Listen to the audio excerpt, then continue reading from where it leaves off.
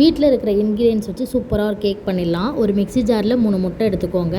ஒரு சின்ன டம்ளரில் ரீஃபைண்ட் ஆயில் எடுத்து இதை நல்லா பிளெண்ட் பண்ணிக்கலாம். இது கூட பார்த்திங்கன்னா தயிர், ஆயில் எந்த டம்ளர் எடுத்திங்களோ அதே டம்ளரில் கர்ட் சேர்த்து இதையும் 30 செகண்ட்ஸ் வரைக்கும் பிளெண்ட் பண்ணிவிட்டு, இன்றைக்கி நம்ம கோதுமை மாவில் தான் பண்ண போகிறோம். பெரிய டம்ளர் கோதுமை மாவு 1 கப் அப்படின்னா அதே கப் அளவில் 1.5 கப் நாட்டு சர்க்கரை ஸ்வீட்னஸ்க்காக. கேக் நல்லா ஃப்ளஃபியாக வரதுக்காக 1 spoon baking powder, 1/2 teaspoon baking soda add பண்ணிக்கலாம். ஃப்ளேவருக்காக நான் இன்றைக்கி வெண்ணிலா எசன்ஸ் சேர்த்துருக்கேன். அவ்வளோதான். மிக்ஸி ஜாரில் ஒரு 30 செகண்ட்ஸ் வரைக்கும் நல்லா பிளெண்ட் பண்ணிக்கலாம். நல்லா எம்மியான கேக் பேட்டர் ரெடி ஆகிடுங்க. கேக் ட்ரே வைக்கிறீங்கன்னா அதில் கொஞ்சமாக கீ தடவிட்டு இந்த பேட்டரை ஊற்றி ஃபுல்லாக செட் பண்ணிக்கலாம்.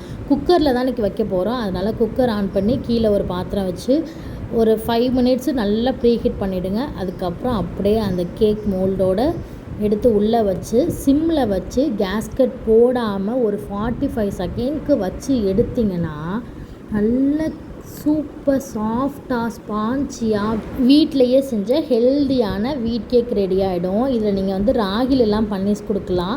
குழந்தைங்க சூப்பராக என்ஜாய் பண்ணி சாப்பிடுவாங்க. ஃப்ளேவர்ஃபுல்லாக இருக்கும். கண்டிப்பாக ட்ரை பண்ணி பாருங்கள். இந்த கேக் செய்கிறது ரொம்ப ரொம்ப ஈஸி. பயப்படாமல் இதே மெஷர்மெண்ட்டில் செஞ்சுட்டு வாங்க. நான் டிஸ்கிரிப்ஷனில் டீட்டெயிலாக கொடுத்துருக்கேன், செக் பண்ணி பாருங்கள்.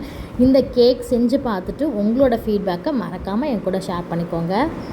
ஒரு டைம் உங்கள் வீட்டில் உள்ளவங்க செஞ்சு பாருங்கள், திரும்ப திரும்ப கேட்டுகிட்டே இருப்பாங்க.